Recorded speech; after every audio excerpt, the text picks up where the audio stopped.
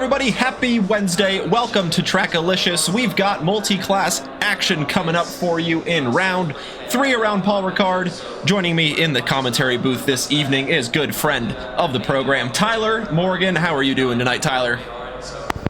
Not too bad. Good to be back in the broadcast booth. It's been a while since I've been actually in the booth, not including last Monday when I won in podium in Indianapolis. But if I talk any more about that, I have a feeling I'm going to hurt Kuja's ears. But it'll be nice to be in the broadcast booth. However, the track of choice today is most certainly, definitely not one of my favorites. Yeah, Paul Ricard not a fan favorite, but Jake Wells is a fan favorite. He's on the podium. He's back with another subscription for 31 months on a 28-month streak. Welcome back, Jake Wells. Thanks for being here. Excited to see what sort of race you bring tonight. And with that being said, let's head to the lovely Paul Ricard circuit, dressed in blue and red, around the outskirts of the track, protecting the drivers from the barriers. There's so much runoff in this circuit. Genuinely, I think you can land an airplane on that back straight. Like, genuinely, if you probably took out all the barriers and stuff, you could probably land at least a private jet on that. Oh, easily. It's a 1.1 mile straightaway where the GT3s are flat out for about 30 seconds. And so that is where about a third or a quarter of the lap time goes to, is down this Mistral straight where Alex Freeman is heading now in his number 14 Aston Martin GT4 in that black and yellow livery. Traditional from Alex Freeman in the AF Sport. But yeah, going down this back straight, he started it at the 17:35 mark, or 17:40 even. So it's already been 20 seconds. Hold on, wait. There he goes. Yeah, so just about a 30 to 40 second stretch where you're just going in a straight line, full on the power, and then you get to the difficult Mistral corner, a very quick right-hander before the closing hairpin at turn 9, where the track takes a sudden 180 turn. Well, it's not very sudden, it's very gradual. The radius of the corner ever so slightly closing as you go through the corner, and then the same thing happens through turn 10, where Alex is going through now on his warm-up lap to start the qualifying session. He might actually be the first one on a flying lap. We'll just have to wait and see if there is a time posted on the board from the Aston Martin driver going through the 13th and final corner up to the line. Will this be a timed lap on the board, or is this just an outlap? It is just an outlap for Alex Freeman. I've never like really understood how this track can be so long, but it's only 13 corners. Like the back straight, GT3 versus GT4, if two GT4s are battling, the GT3 behind is gonna like cry on the inside. But at least there's some Aston GT4 love. That's what I like to see here. Yeah, there certainly is. Jace Wright, another one of those representative. Green track, what's that? Moldy? Yeah, a little bit. Not quite optimal conditions yet in the qualifying session, and the clouds are still ever so present, so it's going to be a little bit difficult for those track conditions to get up to those proper racing conditions. Jace Wright going through the final corner. Like you said, there is only 13 corners, but every single corner is very gradual. There's not even the tight corners you can take at a pretty good speed, as the track is fairly wide. We do have a time on the board from Brian DeSantiago. A 2:06 was the time to chase, and now Sam Warden in the KTM betters the time of the BMW with a 2:06.485. Then you have Rally Dutchy on the board in third place. I mean, yeah, this track is moldy. It's in France, so rotten blue cheese and all that fun jazz. That's a little deep by the car we were just watching, but now we got Professor Carnotis on the line and on the onboard. He's in the T-Swizzalicious Mercedes. But it's not the Mercedes AMG GT3, it's the GT4. So I don't think Eric will be as pleased with it, even though he does love all the Mercedes. It's just not the same as like the real thing, you know? Yeah, not quite, but a very colorful livery for Professor Carnotis. Rocking the pink, the blue wheels, the T-Swizzle all over. Can't miss it. Alex Freeman on the board, a 2:05.115 from the Aston Martin. Now the time for provisional pole. Sam Warden about 1.3 seconds back. Then Brian DeSantiago about 500ths behind the time set by the number 7 KTM. You're half French. I'm gonna make no comment on that. Good. I was about to say, I'm sitting here and I'm going, what can I say that won't get me in trouble right now? And the answer is nothing. What does it say on the back of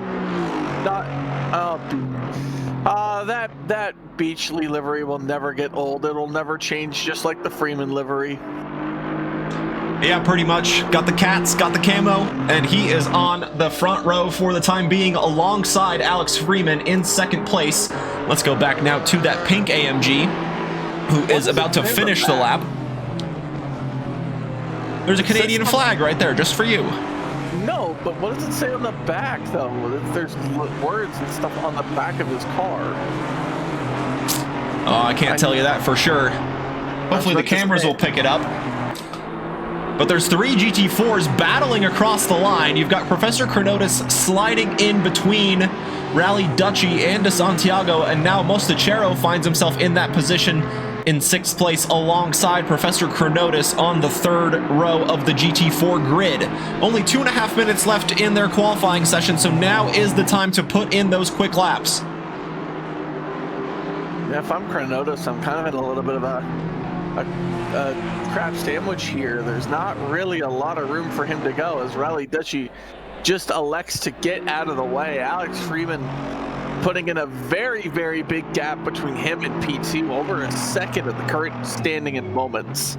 So still time for some of these GT4 drivers to do a lap. You have Wright, Mostachero, and Johnson, who still have not set a lap in their GT4 times. So they're going to have to get one going in quick, or else they're going to run out of time here. Yeah, Jace Wright, one of those drivers, approaching another GT4 up ahead, and that was very tight between the two of them as the 942 runs wide through turn 9. Jace Wright will sweep inside and take the position. It looked like he was a little bit quicker, and there is the damage on the front of Noah Johnson's car as well. So Jace Wright looking to post a quick time here. No time on the board, but it doesn't look like this lap from Jace Wright is valid either, so he is just desperate to get to the line before the checkered flag to start another lap, and he will be pretty safe as he will be across the line with just about 1 minute left in the GT4 qualifying session. I wonder if Freeman's gonna make it in time. It's gonna be close on his end. Freeman will definitely be one of the drivers that is at risk of not being able to cross the line again. If Freeman can get across the line, however, it will be DeSantiago that takes the checkered flag first, at least in terms of checkered flag quote for the GT4 drivers. And Mostachero gets himself P6. And just as I say that, another Mostachero takes P6 away from him. As that is it for the 44. He has gone so deep, needs to get out of the way for opposing traffic, and that is his qualifying session over. Yep, as the other Mostachero, Andres, in the 105 passes through, looking to start his last flying lap on a high note here, with some drivers approaching to the end of their qualifying lap. Looks like Brian DeSantiago will be one of those trying to see the checkered flag to improve the position. Where will the 777 end up? Lining up on the second row. Can he get any higher than that? Sam Warden and Alex Freeman in the pits. Brian DeSantiago will line up on the front row for the time being in second place alongside Alex Freeman. He takes that position away from Justin Beachley, but he is coming up to the line. Just a few corners left for the number 18. Rounding out turn 18 now, just hard on the power all the way up to the line. The line does approach pretty quick here. Where will the AMG slot in? Will it take the position back? Improves on his time, but will not improve on the position. So third will be the best that Justin Beachley can achieve in the qualifying session. Still drivers behind, out on track, looking for improvements. Beachley knows he's done, yeah? Why is he still driving? Get out. Get off the track. Oh, Dutchy and Andreas almost come together there. They're kind of just following each other, giving themselves a tow. Normally this would be good in the straight. It's not really helpful in the corners when you need all the braking power possible. Rally, it almost looks like they're racing right now. Rally Dutchy kind of just following along as down these drivers go to the straight. Rally Dutchy getting an amazing tow down the back straight here. Andreas doesn't move, and neither does Rally Dutchy. They both stay where they are, and that is Professor Chronotis coming in behind, and just not able to improve enough to P4. So close, yet so far away.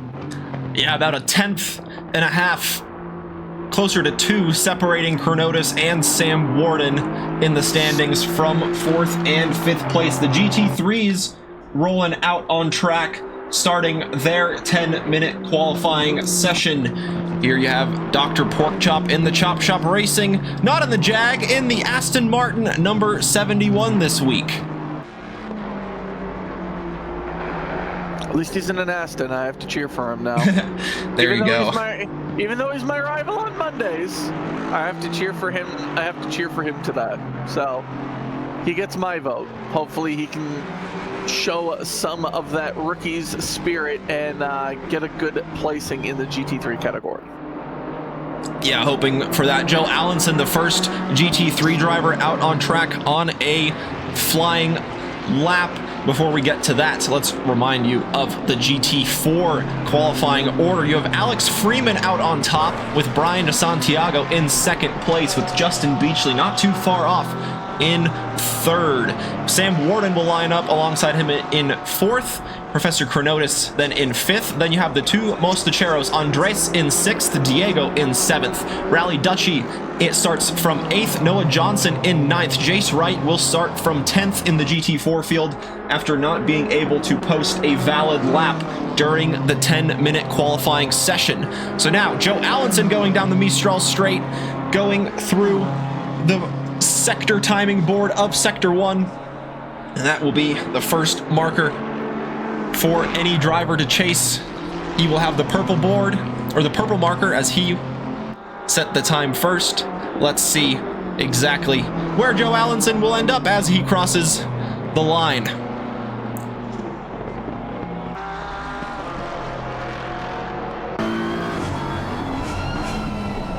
Can ride on board with the BMW driver through the final sector.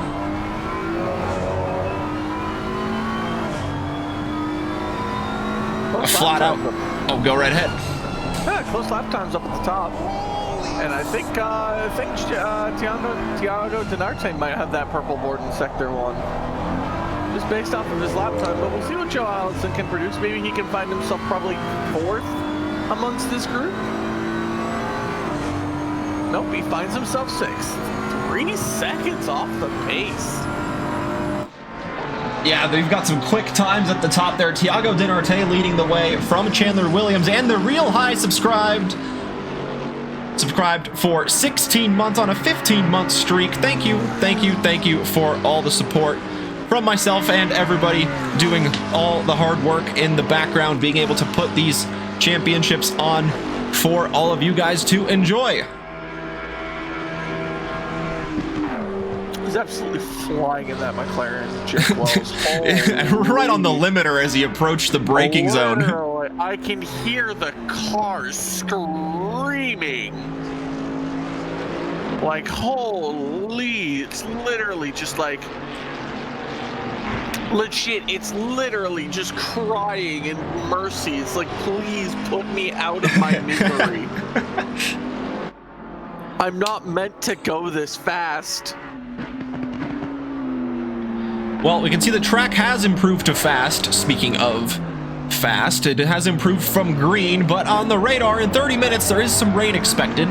So hopefully, maybe during the race, that might appear. But now Jake Wells to the line, and he will split Chandler Williams and Thiago Dinarte, and he will take second place in the provisional standings in the GT3 board.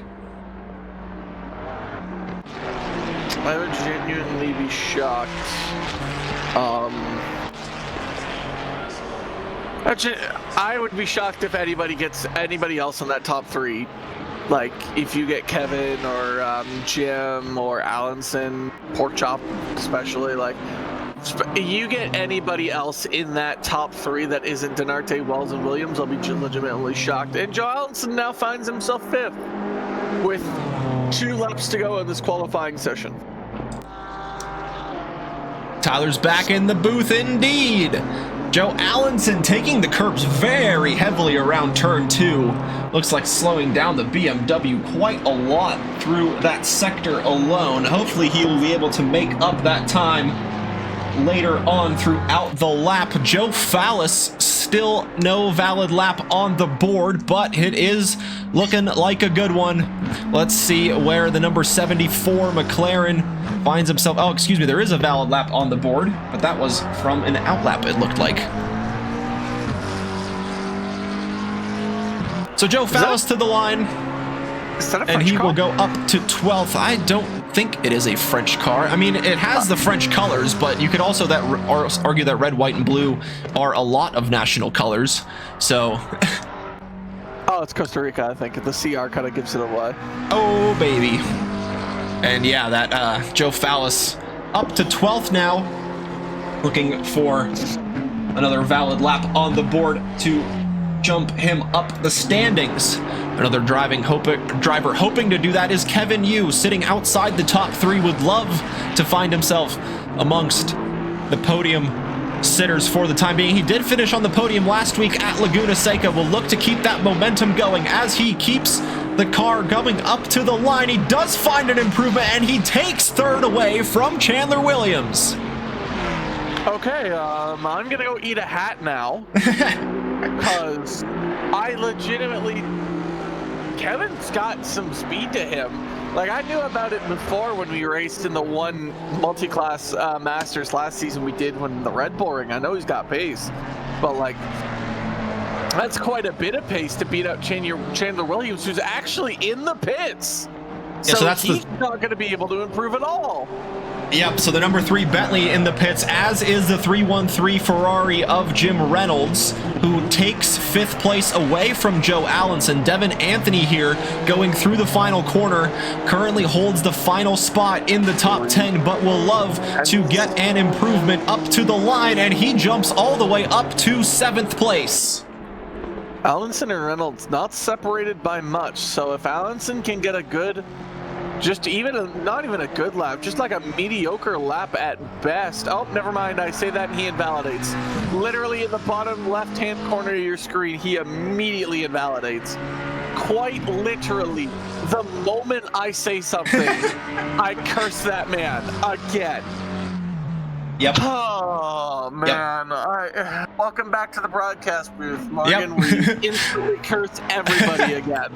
Yeah, watch out, drivers. Tyler is back. And Beach GT with the hydrate. Thank you so much. Take a sip of tea here.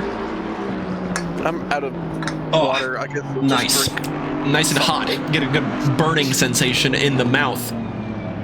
As Miguel Cicerone runs a little bit deep into the final corner, but that is okay. He will cross the line with about 10 seconds remaining, so he will be able to go out for another flying lap attempt. currently sitting in 8th place in that 999 Aston. Absolutely colorful. You can't miss it from a mile away. Jake Wells is still on the track. Same with Kevin. So maybe we get a photo finish to the line. I'd say Jake Wells probably gets it within a 10th, and Kevin probably gets it within 2 if they do improve on their lap times. I'd say that's my prediction there. It's a good prediction. My predictions are dangerous, though. They are. Like, they're very dangerous. Like, they are not to be messed with type predictions. I have the power, for some strange reason, to absolutely ruin somebody's race in the words that I speak, and somehow it does not dawn on me that I have that power sometimes. Well, I think what happens is that people don't understand that you have that power either. And so they just really need to watch out and not get too involved in the action, so that way we don't stream it, so that way we don't really, you know, you kind of have to have a bit of a quiet race here to not get the commentator's curse. I mean, I feel like that kind of works, because if you look at race number 2, what I had in Indy, you didn't really show me very much. So, like, I was kind of just for that reason. You're like, wait a minute, hold on, he's winning this. Hold on, let's not show him at all. Jake Wells coming down to the line. Is he going to find improvement? No, he is not. It is up to Kevin. Kevin is the sole driver left out on the track. The spotlight again shines the brightest on him, reflecting off the white car down the inside, nicking the curb, nicking that curb as a full-fledged throttle to the line, and he elects to just stop. No improvement for either driver. Denarte will take first, Wells will take second, Kevin will take third, Chandler Williams will take 4th, and Reynolds will take 5th, and that is your top 5 for this Paul Ricard race. And there'll be rain in 30 minutes, and it's a 50-minute race. Yum. Yeah, certainly lots to look forward to. We had a dry race last week at Laguna Seca, as expected in that part of the region. It doesn't really rain a whole lot, so good luck to Phallus from the chat. 5-second penalty times 2 to car number 74 applied from last week. And that is all the penalties set for the grid this evening. 50-minute race ahead in round number 3 around Paul Ricard, with a pit stop somewhere in between. Mandatory 25-second refueling time, and it is optional for the drivers to take tires, and that will add an additional 5 seconds to their pit stop. It's all down to strategy, and with that rain coming in 30 minutes, that can play an absolutely crucial factor. Let's remind ourselves of the GT4 grid that qualified out in the first 10 minutes of tonight's qualifying session. On pole position, you have Alex Freeman in the number 14 Aston Martin AF Sport, that black and yellow signature color of Alex. Will look to keep the momentum going from that front row. Alongside him will be Brian DeSantiago in the 777 MPG Racing BMW. Justin Beachley, multiple-time podium sitter from this season in the Beach GT number 18 Mercedes AMG, lines up from third place, excuse me. So you've got Sam Warden next to him in 4th in the number 7 KTM True Racing. Absolutely beautiful livery on that car. And another one to follow with the T-Swizzalicious of Professor Chronotis, lines up in 5th place in the number 42 AMG. Alongside him will be Andres Mostachero in the 105 Naps Porsche. Have his friend, relative alongside him, Diego Mostachero in the Naps team number 44 Aston Martin. Will it be Porsche? Will it be Aston? Which brother will finish on top in this race? Andres, with a great podium finish last week, will look to keep that momentum going in round number 3. Rally Duchy in the Cusata Racing Academy 621 Janetta starts behind Diego in 8th place. In 9th, you have Noah Johnson in the 942 Aston Martin Chickadee Racing. Last but not least, Jace Wright, unable to get a valid lap during the qualifying session in the number 24 Aston Martin, will start from 10th in the GT4 field. And here is Tyler bringing you the GT3 starting order. All right, on pole position overall and in the GT3 category, you have Thiago Dinarte, who fires off for the start of the formation lap in the Please Brake Turn 1 23 Bentley. Then keeping him for company is the ever so faster and sometimes quicker Jake Wells in that JWR NRL wonderful 527 McLaren. And behind them in the second row is Kevin Yu in that 95 basic Ferrari. Still looks actually quite nice with all that white above. And keeping him for company is Thiago Dinarte's teammate of Please Brake Turn 1 in Chandler Williams in that number 3 Boatley. And yes, I'm going to call it Boatley from now on because that's what it is. And on row number 3, we have Reynolds of the 313 BJ Racing. Wow, I can't believe I can say that on stream. He is going to look to have a nice start as he's going to have Joe Allenson for company in the BMWM team. WRT Good Smile Racing. Wow, that is a handful, and that is a lot of anime on that car. And on row number 4, you have Devin Anthony NRU in the Noobs R Us 664 Honda. Wow, I can't believe there's a Honda out on this grid. And keeping him for company is Miguel Cezanne in the Cezanne Racing 999, and that car is insane. Almost looks like kind of like a Squid Games car almost. It's an Aston, so I love it anyway. Then you have Ryan Zerline in another BJ Racing, but this time in a Porsche. And then keeping him for company is Joe Cola in the JCR, and this one's in a Lexus. That completes the top 10, but there's still more to go. And then you have Joe Fallas in the Becht 506, and I do believe that is Costa Rica he's representing. He currently holds on to a 10-second time penalty that happened last week. Then you have fellow rookies driver and competitor from my point of view, Dr. Porkchop in the Chop Shop Racing Aston Martin. Those colors are unforgettable. He sits P12. Then you have Nicholas Woods, who rounds out the back of the GT3 grid in the Meme Dream Racing Team number 33 Ford Mustang, and you can hear that car whine from Canada. Yeah, you sure can, and only now they get to the back of the Mistral straight, and joining the podium is Clutch Racing. Thank you very much for the subscription. Been around for 22 months. Hope you're doing well. Hope you're enjoying the multi-class action, and a new follower. Thank you guys. Hope you guys are enjoying all of the Wednesday racing so far this evening. Qualifying complete, 50-minute race ahead. GT3s, GT4s getting mixed up here as they enter the third and final sector. The cars are beginning to line up in zipper formation. Thiago Dinarte will lead the way. He's seen the podium plenty of times this season. By plenty, I mean 2. There have been 2 races, and he has been on the podium every time. Chandler Williams will look to join them, as will Jake Wells. Kevin Yu looking very quick, though, in the number 95 Ferrari. Can he keep the Laguna Seca momentum going as they round the final corner? The zipper formation gets down the start-finish straight, and now we wait for the green light to release the field. And here we go, folks. Green light. The green light's go, and off we go here at Trackalicious in the Multi-Class Masters. Covered off, Thiago Dinarte, Jake Wells looking for a room. Chandler Williams gets by Kevin, and that down goes the inside of a... Oh, let's see. Everyone seems to make it through just fine for now. Oh, Kevin's getting a little crazy there on the back end. No yellow flags from what we can see on our screens right now. Because Chandler Williams had a great start, but Kevin got back ahead.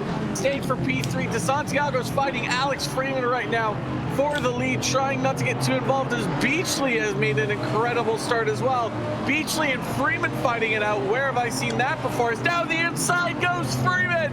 They make contact with Beachley, and DeSantiago gets knocked down by, I do believe that is Professor Granotas in the T-Swizzle car, so he's going to have some trouble. But Justin Beachley's going to have the advantage on Freeman. Even though Freeman is in the lead, though, Beachley's going to have that toe, and the pit window is now open. It sure is, and Kevin Yu, unfortunate, getting overtaken in the top speed of the Bentley. Chandler Williams moves up into a podium place after their great battle from the start. Looked like Chandler Williams had the position from the start, but went deep into the first corner. Kevin Yu able to fight back, but then down that long Mistral straight, the Bentley has a big advantage over the Ferrari, just powering down and using the slipstream to his advantage, so he will sit on the podium for the time being, unless that feisty little Ferrari can start fighting back in the remaining minutes of the race. Lots of rain expected. In 10 minutes, rain is expected, and then more will be added to the mix in about 30 minutes. So we will see if any of the drivers elect to dive in early to take the strategy for wet tires. Jace Wright with a fantastic start. He's already on the back of Professor Chronotis. This is the fight for third of the GT4 class. So Jace Wright from 10th to 4th, 1 lap. That's actually incredible. I haven't even had a start like that in all my years. I usually go backwards off starts. So to see someone go forwards is quite nice indeed. Jace Wright, is he going to think about a move into turn 1? No, he's not. He's going to elect to wait and stand by. The threat of rain is going to definitely have these drivers' eyes. Maybe for the maybe when the rain first hits, they won't have to switch to wets, but they will have to eventually. As Sam Warden is going to have to defend Brian DeSantiago as they now head down. And DeSantiago letting Sam Warden know he's there, but Sam Warden defends it quite nicely, cuts off the BMW of DeSantiago, who has fallen down from grace after an incident with Chronotis. He is now fighting in the backfield.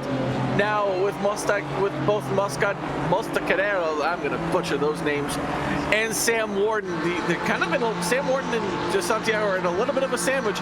Jim Reynolds on the back of Joe Allenson can't seem to get any harder, as you can hear the throttle limiter of that Ferrari as Silza almost collects him, but the Ferrari is going to go deep. That's going to allow the Aston the inside track, and down goes the Aston through the inside. What a beautiful overtake, and now Jim Reynolds is in very much danger of losing another position to the Lexus and the Porsche behind. He's got to get a move on. Yeah, it sure does. That was a great move by Miguel in the 999 to sweep into the inside of turn 9. Very difficult to get the move done. And here, running a little bit heavy onto the curbs, but the Aston handling it well will keep Jim Reynolds behind for the time being. He will look ahead to Joe Allenson in the 62 BMW. Devin Anthony got a good start up to 5th place in the 664 Honda. Normally, I'd see Alex Freeman box here, but I don't think he can. Realistically, he can't because of the threat of rain right now. Then you have Jace Wright right on the back of that Mercedes.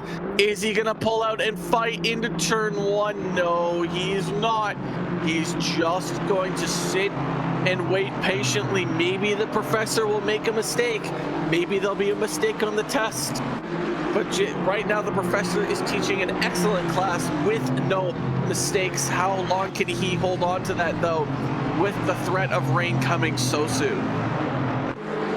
Oh, and Jim Reynolds did get the position back from Miguel Cicerone. They are fighting again down the Mistral straight. Side by side, no toe to any car at the advantage. It is just raw power down to the slight braking zone before senior corner, and the 999 Aston will slide in front into the high-speed section, keep it within track limits, and now the Porsche in the back of Zierlein has a look to the inside of the Lexus. Can he get the move on that? Miguel did the lap before. It looks like he's pulled it off in the 25. lovely moves as we're seeing a lot of moves there. Normal, especially when F1, when they came here, did not see those moves before. So the GT3 is handling a lot better in that weird kind of tricky section than the F1 cars. The looks of, sorry folks, I'm a little bit tired. Jim Reynolds trying so desperately to get ahead of that 999 Aston. He was able to get ahead of them in like just before the straight, but then the Aston just beats the Ferrari in the straight line speed. Jim Reynolds, don't you dare think of don't you dare think about that. It is not going to work out for you, my friend, if you try and dive. Oh, and that's the 999 going off. Yeah, that's a mistake from the 999. That will certainly be a track limit. He lets the car through, and I'm not sure if there was contact between the two, but now the Porsche's going to have a look down the inside, and is Miguel going to be able to hold on to the position from the Porsche? The Porsche has the inside for turn number 5, and into turn 6 they go, and the Porsche gets ahead, and the Lexus and the McLaren of Joe Fallis also looking to get involved in the mix. Like, good guy by the 999, but like, that's almost kind of like too much of being a good guy, you know? Yeah, just a little bit.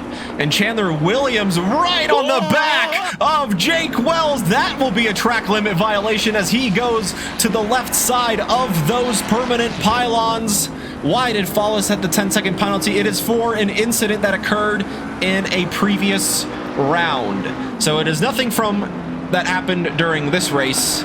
It is from a previous incident being carried over into this race. Chandler Williams was all over the back of Jake Wells going into that quick right-hander at Senior, but Jake Wells holding on to the position, and it looks like the Bentley, just after 7 minutes into the stint, is able to get the pace advantage over the McLaren. Kevin Yu still within touching distance, about 3.5 seconds back, so he will look and hope that the two in front begin to fight a little bit more and start to cost each other that precious little bit of lap time.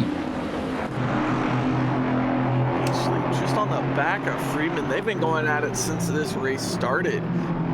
That's Jace Wright. Jace Wright moved all the way up to second now from last. Oh my god, he got past Cronotis? What is happening? Not only did he get past Cronotis, he also got past the AMG of Justin Beachley. So Jace Wright only has Alex Freeman in front, about 3.2 seconds up the road to pull off the unthinkable last to first challenge here in the GT4 race. He's sandbagging. The sandbagger.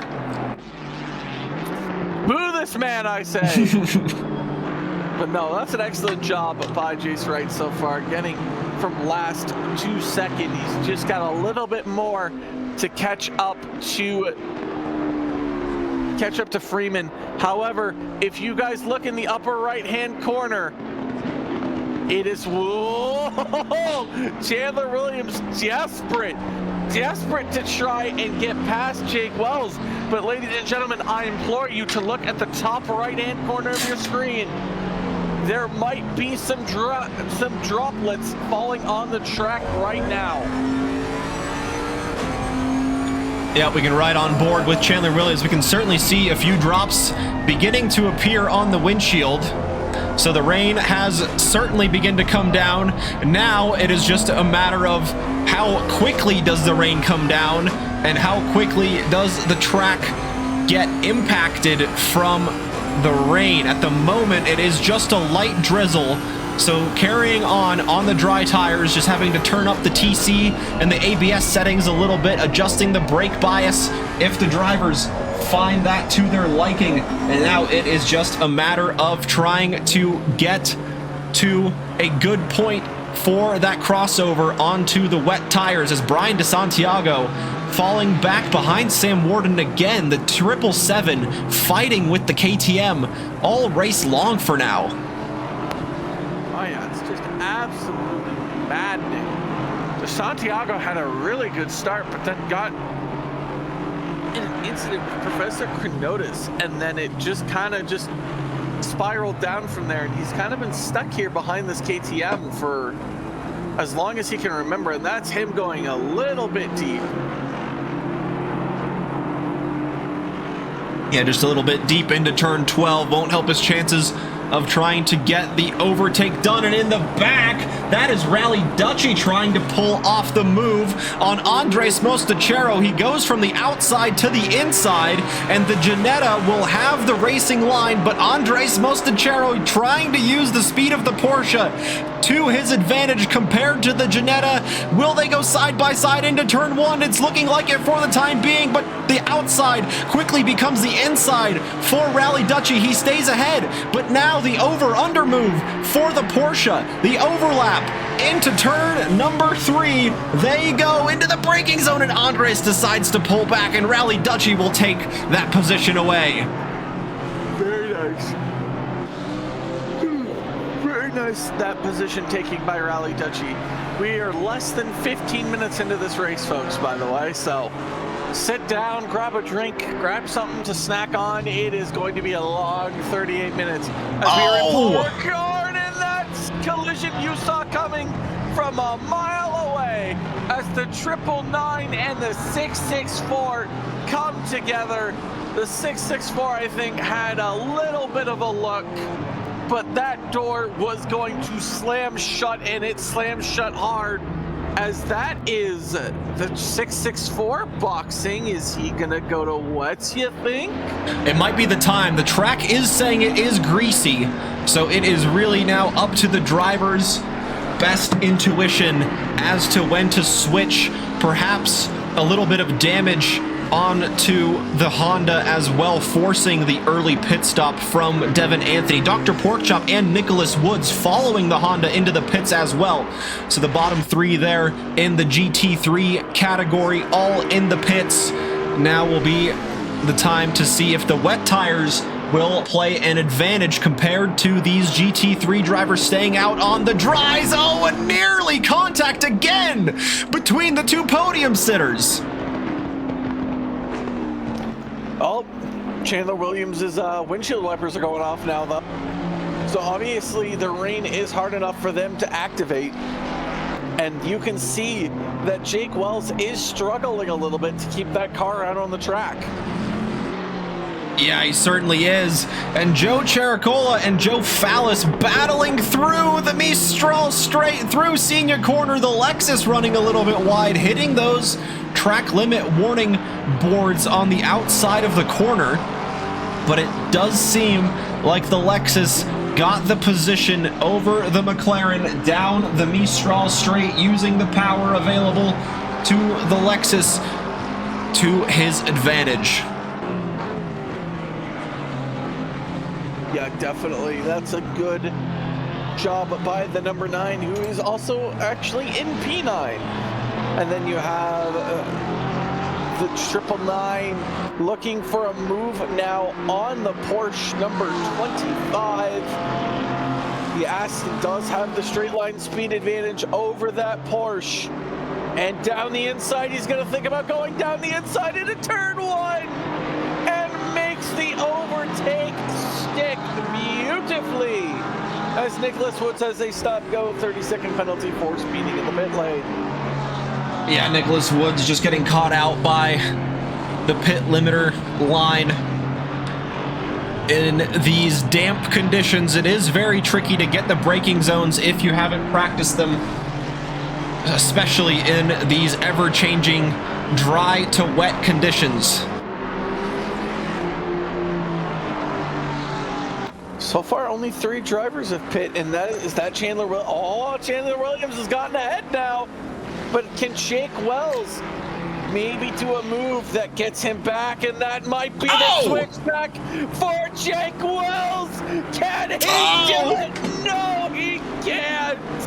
The move was there for Jake Wells, but it is blocked by Chandler Williams, and Jake Wells is just gonna have to sit in P3 and think about what he's done. Yeah, he certainly had that, I agree. Just that little bit of wiggle of oversteer after trying to apply the power, exiting the corner, I think cost him the ability to go side by side into turn number 10, but he will look to do the same into turn number 1. Now the McLaren has the slipstream over the Bentley in front.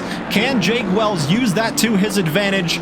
But all credit to Chandler Williams for having the patience to just wait behind the McLaren of Jake Wells before being able to pull off the absolutely epic move, going side by side into the very, very quick Senior corner. Oh, and Jake Wells going deep there into turn 4, taking a cone out for good measure, trying to find any little bit of pace he can in the McLaren in these greasy conditions out on track. Chandler Williams gets ahead, and Devin Anthony, Dr. Porkchop, Noah Johnson, and Nicholas Woods are the drivers who have come into the pits. It'll be very interesting to see what sort of times those drivers can do after completing their pit stops. Well, it's raining hard enough now that the drops are actually appearing on our screen. Like, it's raining hard enough now that they actually appear while we're spectating. And that is De Santiago, again, still behind Sam Warden. A move not yet have been made, but maybe in these greasy and difficult conditions, maybe De Santiago can get a move on the KTM done. He's looking for... That's not a move, that's just an assault by De Santiago, who drives away from the scene of the crime and into the pit box for a timeout.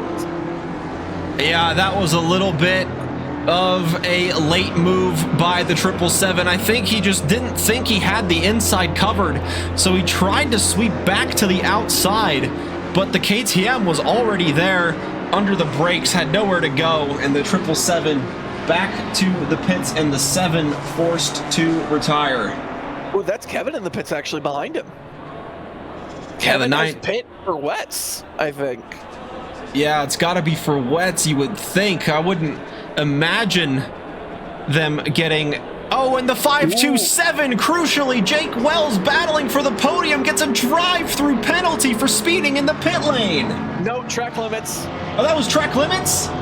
Yeah, it's track limits. Oh, that was track limits.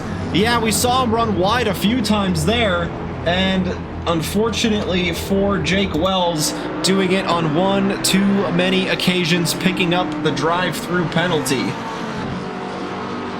Honestly, from Jake Wells, I might want to appeal that.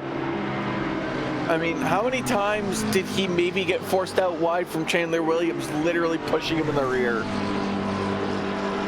Yes and no. We've seen it a few times where he was mostly on the inside for a lot of the opportunities that Chandler Williams had. It was Chandler who really went out wide past those past those markers on the outside of this corner here, and Jake Wells avoiding them expertly this time around.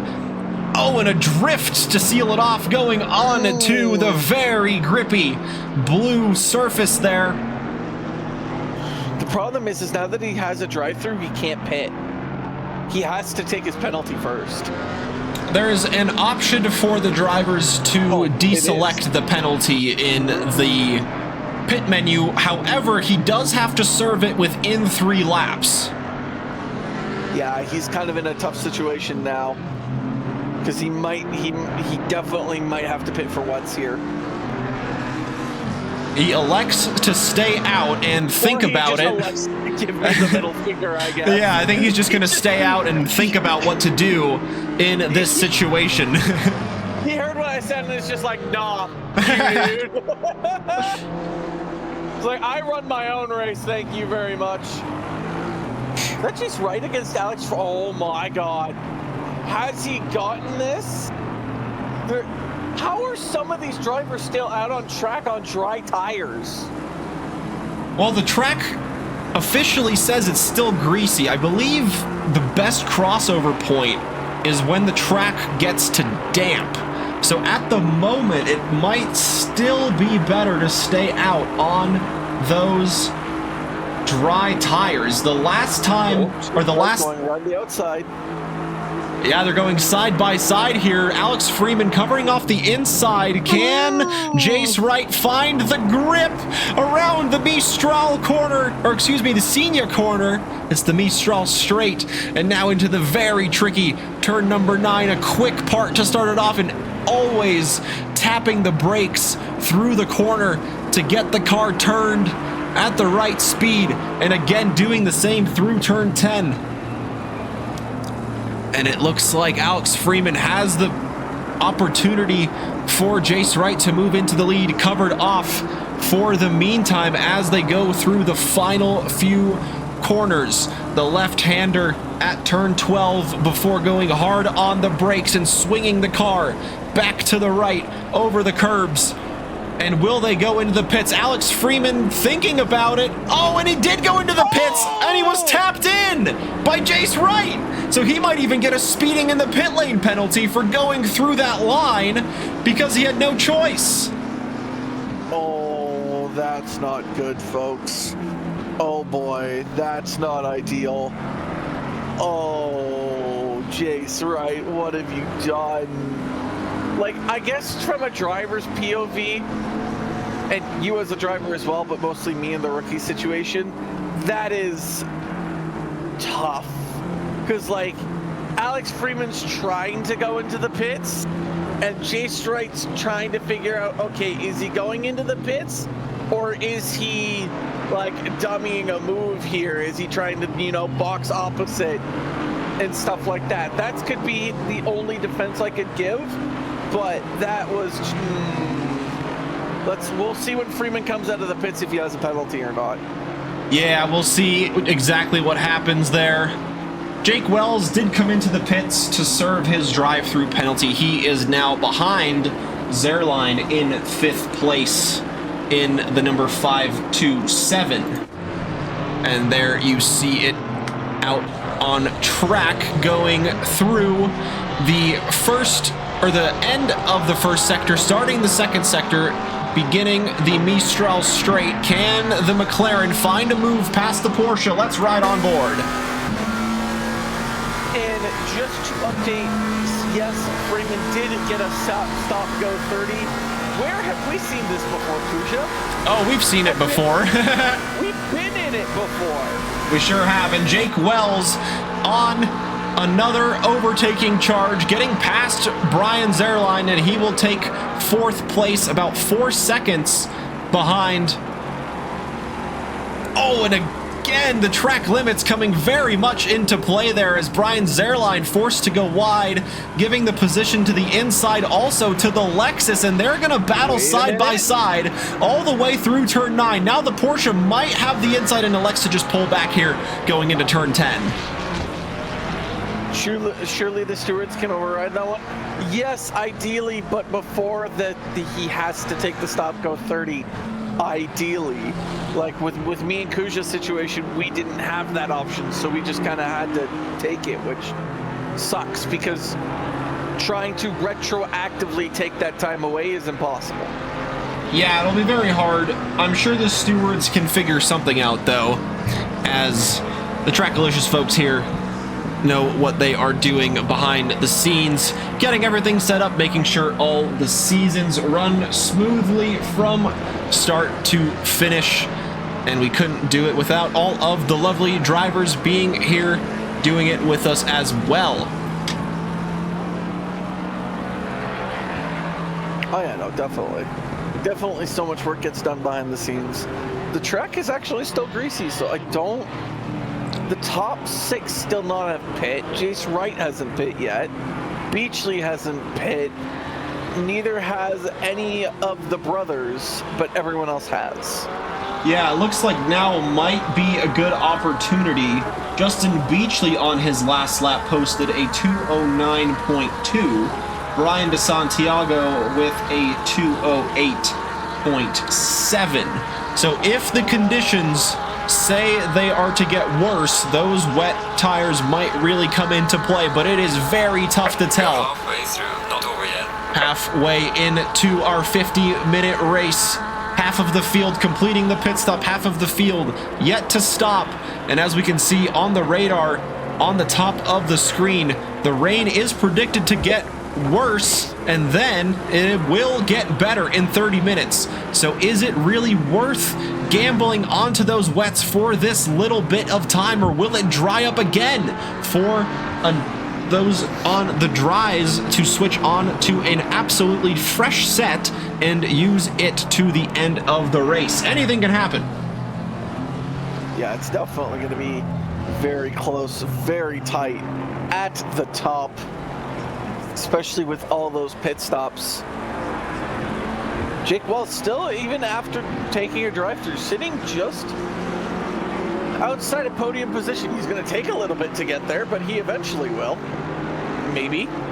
Depends on how Jim Reynolds takes things. And that is the 25 in the pits now. Yeah, Jim Reynolds currently sitting in that final podium position in the GT3 field in the 313 Ferrari. There you see the orange and black McLaren of Jake Wells looming in the distance, getting ever so closer. That gap was around 4 seconds. It has closed to a little over 2. So Jake Wells certainly will be applying the pressure very soon to the bumper of the Ferrari. So close yet so far. And down, oh, that is for speeding in the pit lane. That is Alex Freeman again. I think that was just a reminder that he had to serve it again. I think that's another penalty for him. Oh man, where is he? I'll be able to know if that is. Nope, that is another penalty.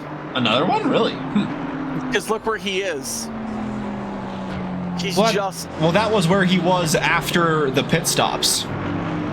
And that is the number 9 now in P5 who has gotten a drive-through for track limits. Oh man, it is penalties galore, from stop-go 30s, from speeding in the pits to drive-throughs for track limits. We have seen it impact everybody. Chandler Williams in the pits. Will he avoid the penalties, going at pit lane speed, waiting to get to his pit box to get the service done on the Bentley? Track limits galore indeed, Rally Dutchy. That's why I hate it. How are you typing and racing at the same time? Oh, he's not in here anymore. That's why. Oh, what happened to you? Oh, what happened to Rally Dutchy? Oh no, I have no clue. Rally, what happened? No, my boy, where did you go? That's Jake Wells coming into the pits now as well. Yeah, so that is the scheduled. Oh no, Fanatec strikes again. Oh man, I'm sorry to hear that, my friend. Holy crap, wheel disconnected 3 times in 2 laps. My goodness, yeah, that is quite a scary thing to have happen when you have absolutely no control. Hopefully it happened when you were going down that 1.1 mile straight. Because if not, you're in trouble. Yeah, it's very twisty otherwise here. And that's now Freeman into the pits again. He says, nope, oh boy. Oh no. Oh boy. Well, keeping it all under control, Thiago Dinarte in the pits from the lead of the race. In the other Please Brake T1 Bentley, the number 23, being driven by the Brazilian driver. As the fastest lap of the race, I don't think anybody is going to be able to improve on that, being the conditions were dry at the beginning and now they have gone to wet. So I think he comfortably will hold on to the fastest lap of the race should the conditions remain the same. He's just sitting there. That's all you can really do at this point. Yup. I agree. Also with Rally Dutchy, GT3 traffic started to lap me. Oh, 14's been disqualified. What is going on? Wait, what? That was Alex Freeman. Did I not see Edge? Oh, that is the drive-through penalty for Fallis. Oh, that wasn't a... Okay. I swear I saw someone got disqualified. Maybe it was a DT instead of a DQ. But yeah, Joe Fallis now did have the 10-second penalty earlier, now has the drive-through to accompany it for track limits. And Jim Reynolds stays out on track in the 313 Ferrari, one of the last GT3s to pit. Still waiting for him and the Lexus of Joe Chericola in the number 9. Currently out on track in 4th place. So those two still out on the tire set that they started the race with, out on a dry track, now going to slightly greasy conditions, and we will see exactly where the drivers will end up towards the end. Jace Wright in the lead of the GT4 field, still yet to complete a pit stop, just behind Jim Reynolds there, the overlap between the GT3 and the GT4 field. He has Alex Freeman behind, but a lap down. But Jace Wright still yet to complete that mandatory pit stop, as is Diego Mostachero in 3rd place, or excuse me, in 2nd place in the GT4 field. And that is 74 for another drive-through? I think that was just a warning that he had to serve it within 2 laps instead of 3. Okay. I just keep seeing I'm just gonna keep my eyes focused on the bottom right-hand part of the screen now.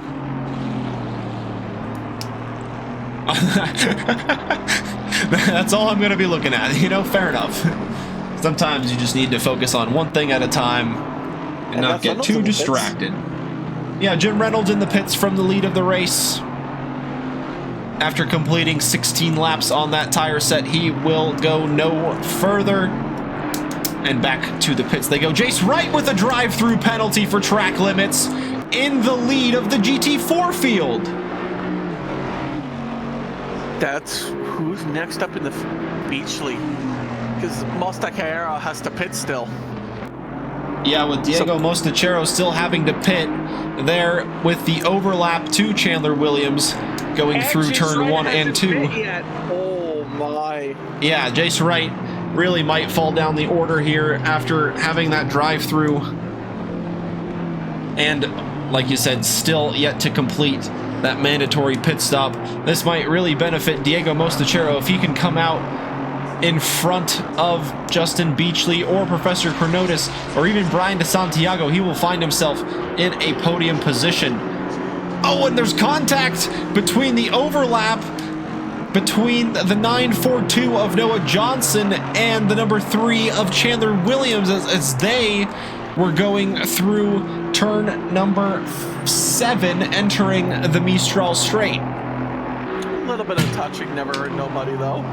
I feel like it. I mean, it really does depend. It does depend, and then with that incident there, anything can still happen in this multi-class race with the overlaps between those GT3s and GT4s. Definitely, I agree.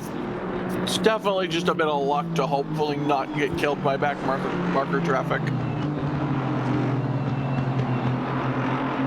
So now the whole GT3 field has completed their pit stops. Thiago Dinarte back in the lead. Chandler Williams in 2nd place. Kevin Yu finding himself on the podium with Jake Wells charging quickly behind him, only 5 seconds behind for that final podium position. Jim Reynolds in 5th after completing his pit stop, has Brian Zerline behind him, about 8 seconds behind in 6th. Then you've got Miguel Cicerone in 7th, Joe Allenson in 8th, Joe Chericola in 9th. Joe Fallis rounds out the top 10, but he has that drive-through still attached to his name. Devin Anthony in 11th place, then Dr. Porkchop in 12th.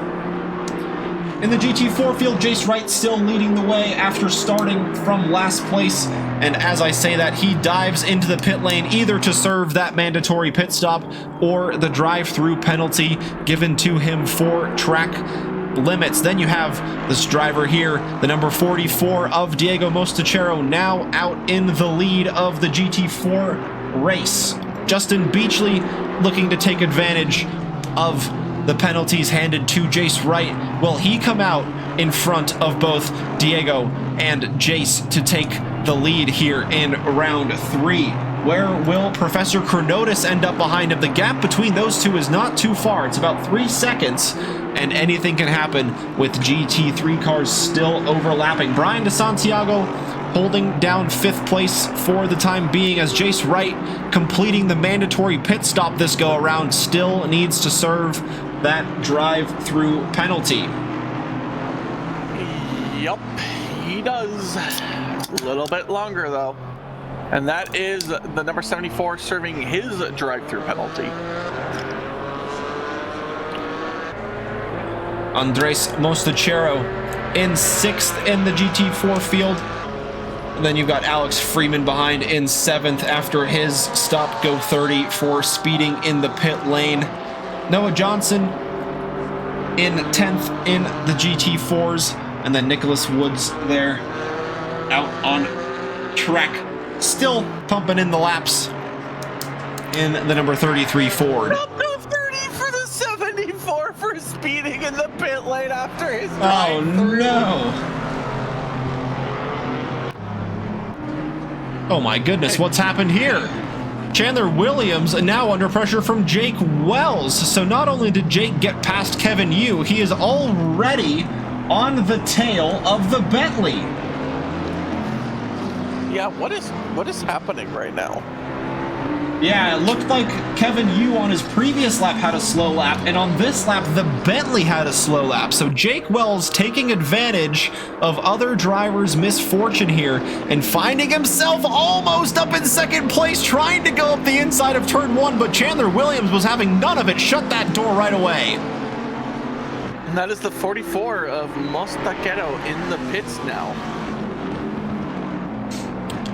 Oh my goodness, and the brakes, they get so close, nearly bumper to bumper. Last 13 minutes left in the race. Who will finish out in front between these two? The battle now continuing on after it kind of died down in the middle of the race, picking right back up here in the closing stages. Definitely, definitely, oh my god, what is... Weaving in the straight? Hello? What is this? It's breaking the toe. Yeah, it's breaking the toe, and there's... Oh, here comes McLaren. Maybe around the inside, Chandler Williams is going to have to give up the position! As down the inside goes Jake Wells, and he takes that P2 position. Drive through and all, he finds himself back on the front row.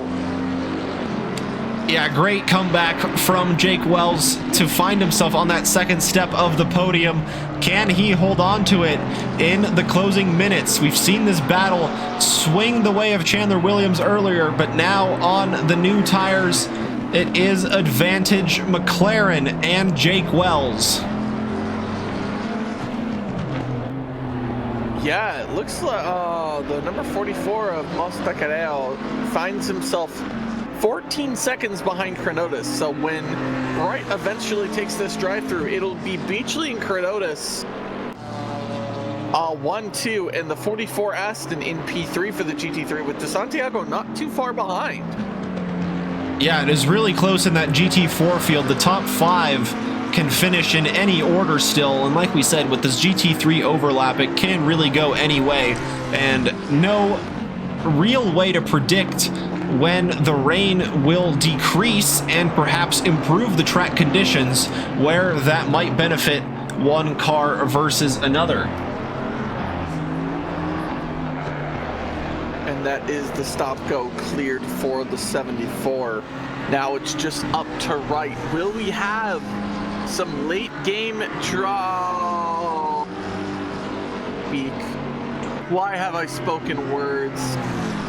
Oh, never mind. That's just the 24 being informed he has one more lap to serve that penalty. Correct. I was about to say, oh my god, did I just speak that into existence without even saying it?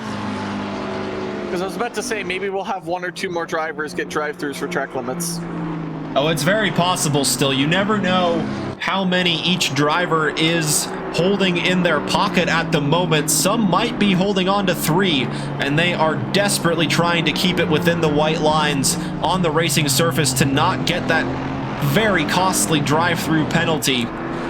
And some might just be sticking with 0, so they can go absolutely flat out in these closing 10 minutes and not have to worry about any of it.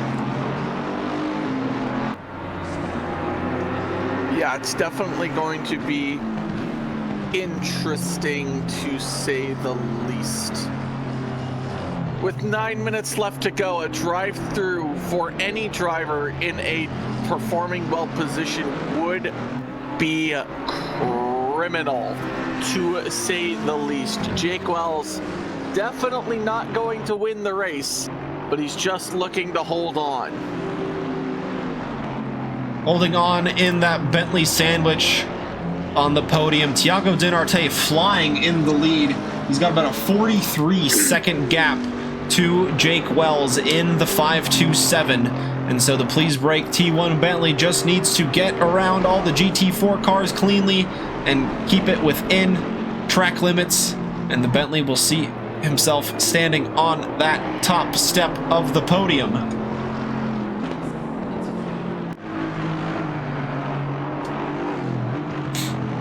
So now, Jace Wright receiving the warning that this is the last lap for him to serve the drive-through, so he will have to come in and do just that. Playing it safe with the limiter line, does not want to get an even more costly stop-go 30. So now Jace Wright going through the pits. Justin Beachley goes through. Will Professor Chronotis go through as well? The 42 going through now. Crawling at pit limiter speed. There goes the 42. So Jace Wright now in 3rd with the 44 and the 777 just starting the start-finish straight. And it looks like Jace Wright will hang on to a podium place for the time being, but he does have Diego Mostachero behind on fresh tires, pushing hard in the number 44. I think Jace Wright's okay. Unless he has a spin, I think he's okay. I don't think the 44 is going to be able to get him in time. It's unfortunate, but I don't think he's going to be getting him. Ooh, we have two Ferraris fighting it out here. Kevin and Reynolds. Let's see. Let us watch and amaze, as that is Jim Reynolds thinking about an inside move, but electing to just wait and hold on. Oh my God, don't hit him. Oh, he's driving. Oh my gosh, the power from Jim Reynolds is just better than the Ferrari that is from Kevin. They're going to go side by side down the main pit straight, but Jim Reynolds is just faster. Better exit, better entry, better everything in that Ferrari as he takes P4. Taking P4 from the number 95. I think Kevin Yu came in fairly early, so perhaps those wet weathers getting very worn out in these not extremely wet conditions, causing a bit of problems for the number 95 as he sees himself go from 3rd now to 5th in the GT3 standings, but still rolling out on track, has about a 6-second gap to Zerline behind in the number 25 Porsche. Still a top 5 finish is good for Kevin Yu.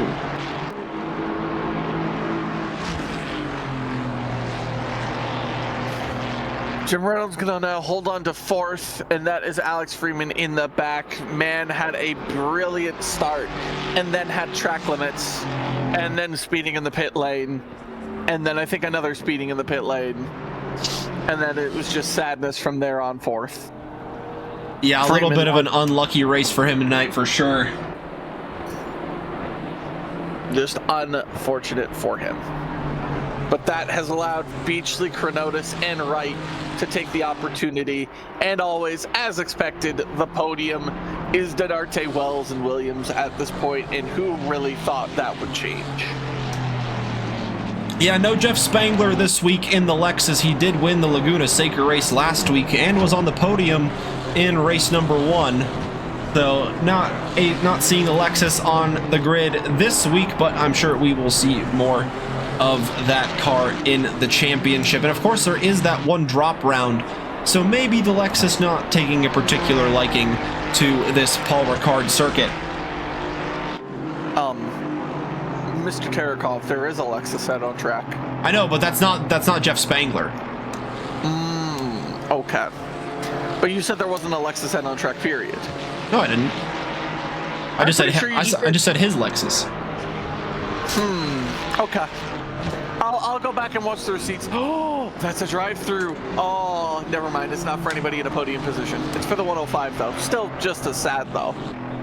Yeah, that might see Mostachero drop behind Alex Freeman in the standings from 18th to 19th overall, but it should not be too costly. That was Devin Anthony with a yellow flag in the 664 Honda off to the side of the exit of turn number 7, but it looks like he is able to get back and rolling. He is in 11th place in the GT3 field.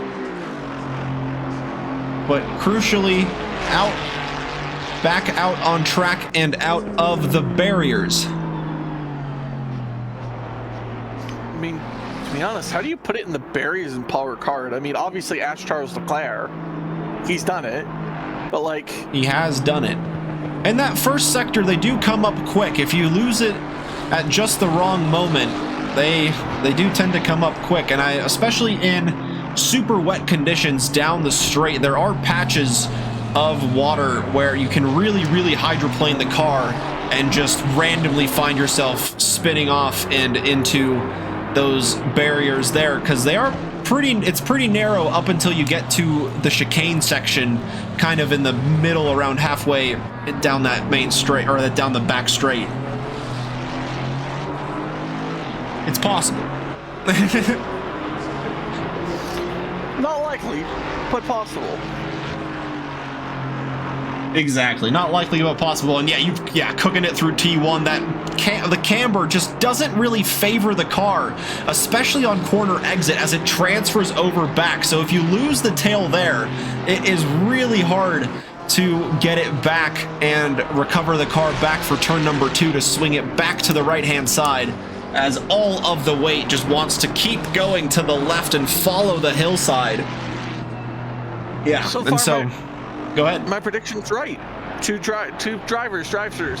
The 105 and now DeSantiago. Oh, and DeSantiago not helping his chances of staying in the top 5. Jake Wells losing second place. Chandler Williams getting ahead. And once again, down the inside of Senior goes Jake Wells, but the Bentley with the grip around the outside hangs on to second place. All reasons I'm not there. You know, fair enough, Cal. A little bit of a slip there by Jake Wells. Wells, this is going to be, maybe not the final lap, maybe one more. It depends on if Denarte slows down or not. Wells looking desperately for a move. Yeah, he's got to find it in the corners, though. We could really have an onboard with Jake Wells the whole time, but he's got his own stream if you want to check out his onboard and see what the racing's like from his perspective. Brian DeSantiago dives into the pits to serve that late drive-through penalty for track limits.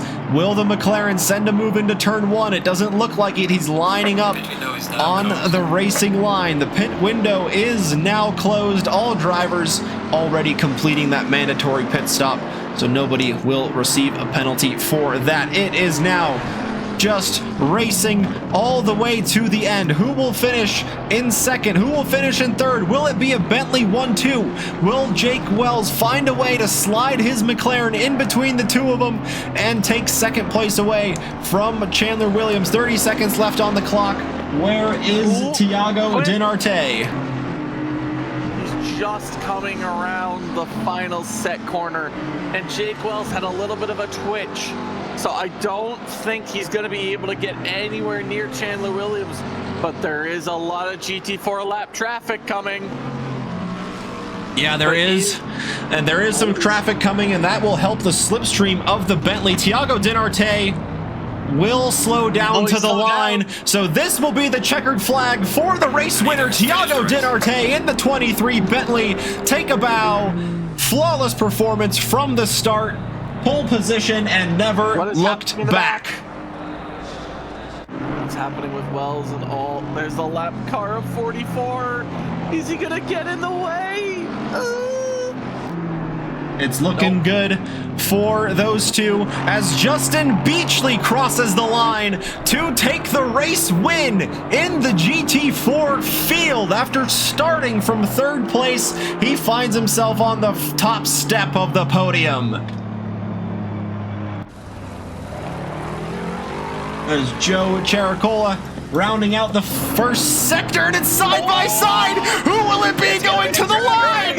It's a drag race to the line. Chandler Williams hangs on to second place. Jake Wells will settle for third. 3/1000ths of a second separating second place from third, all the way down to the line. Oh my goodness. And speaking of down to the line, Brian Zerline trying to get Kevin Yu the over-under. It's another drag race to the line, but this time the Porsche will win out and claim a position in the top 5. Oh my God, that switchback was beautiful. Oh. Mazone, remember, don't change to wets without knowing the PSI. Yep, that is a fair statement there. Andres taking the checkered flag across the line, 18th overall. Oh my goodness. Epic stuff at the end there. That switchback was nutty, honestly. That was great. Beautiful. So Justin Beachley takes the win in GT4s, Professor Chronotis in second, Jace Wright with a great performance starting from last, finishing on the podium, Diego Mosachero in fourth place. Then you have Alex Freeman recovering well, or excuse me, it's Brian DeSantiago in fifth, Andres Mostachero then in sixth, Alex Freeman in seventh, Noah Johnson in ninth, Rally Dutchy in 10th place, Sam Warden in 11th there. And on top in the GT3 field, Thiago Dinarte led the way and never looked back. Chandler Williams in second, Jake Wells rounds out the podium. Jin Reynolds in fourth place, Brian Zerline taking fifth right at the line. Kevin Yu in sixth.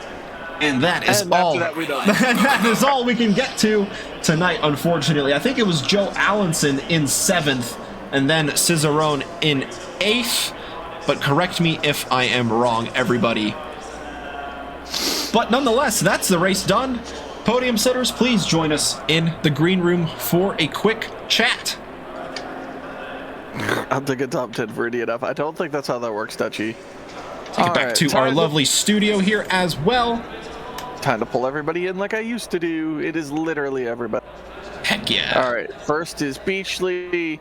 Next, we have Chandler Williams. And then next after that, we have Jake Wells. So we have 3 out of the 6. Yeah. Do you guys just want to make me and Kuja have heart attacks at the line? Like, genuinely? Like, that was too close. Like, that reminds me of God, what's that circuit? The one that has that weird kind of kink in the left and then an immediate right. I can never remember its name. But yeah, no, that was a drag race to the line.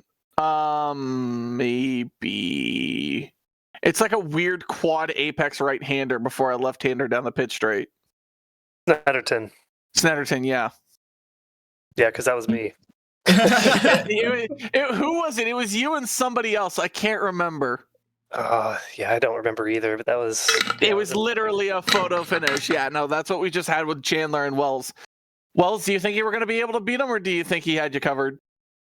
Oh no, I had a good exit, but the Bentley's just way too powerful on the acceleration. Now I'm going to correct you. It's the Boatley, actually. Oh yes, and we're having a little bit of rain. Just bode well for those guys. That was the reason why they won. I can't give them credit. Did anybody take wets? No. I think Kevin Yu did. I think it really messed him up.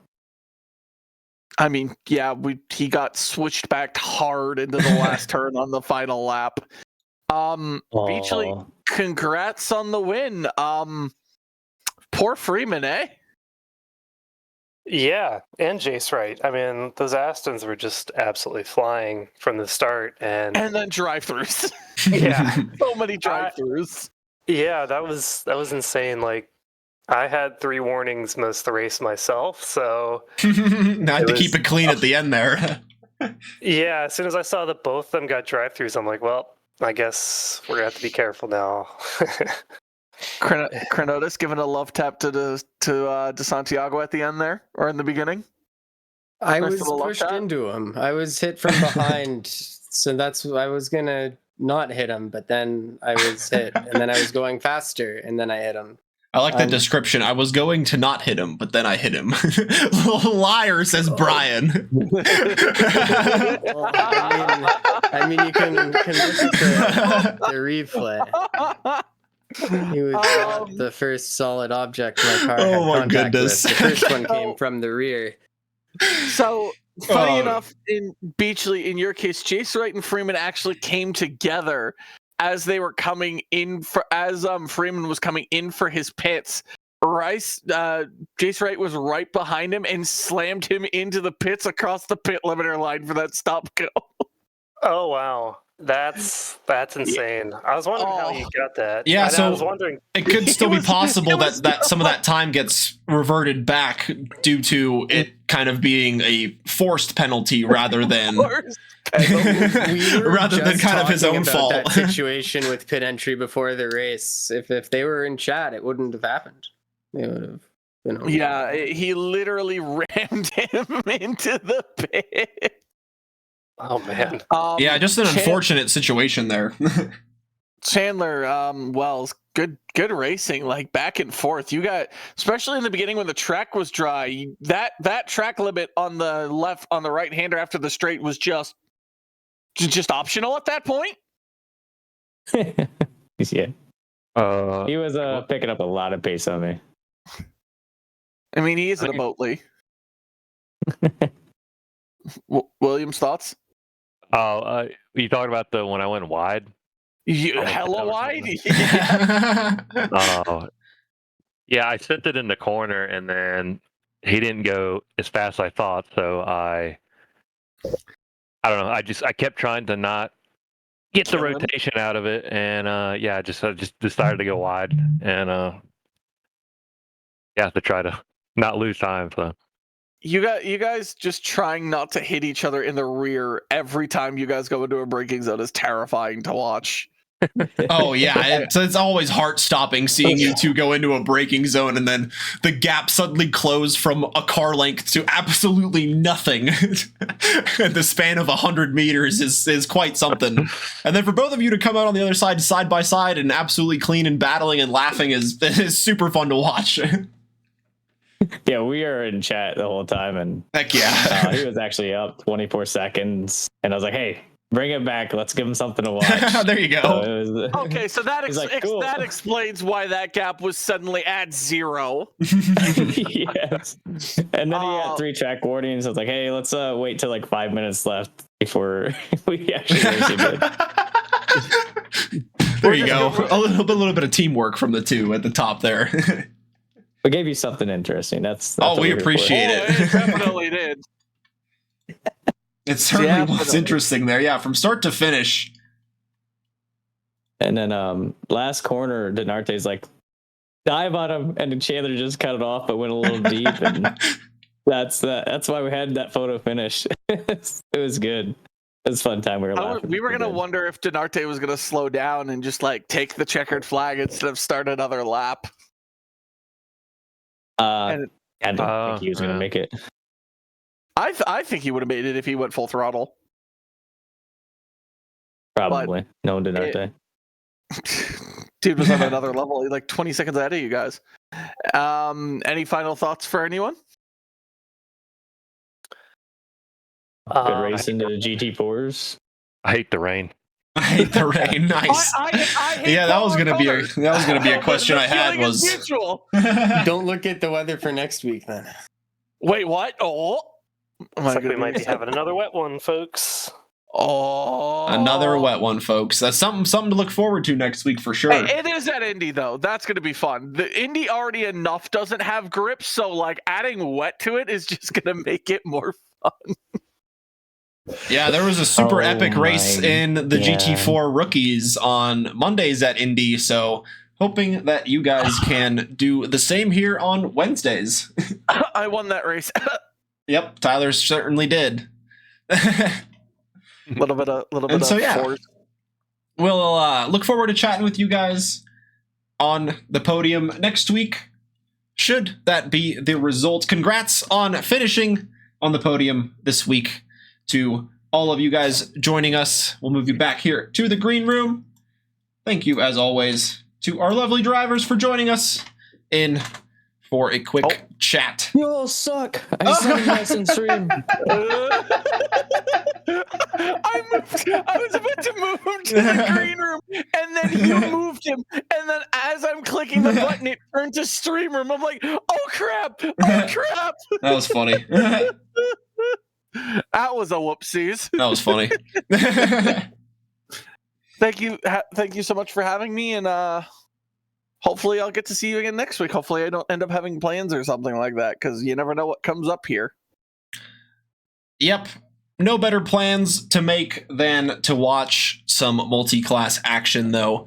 Here at Trackalicious, rounding out Paul 3 at Paul Ricard, that concludes it here for us from the commentary booth from me, Kuj Terekov, and Tyler Morgan. That is our broadcast complete here of round 3 at Paul Ricard in the Wednesday Multi-Class Championship. iRacing kicks off tomorrow, or not kicks off, continues tomorrow with their Multi-Class Championship. Then next week on Mondays, we've got the GT4 Rookies, the Le Mans Ultimate League on Tuesdays, and then back at Indy here on Wednesday nights. Hope to see you there, and stick around for the raid of Sim Greg, super chill guy, hanging out, doing some iRacing ovals.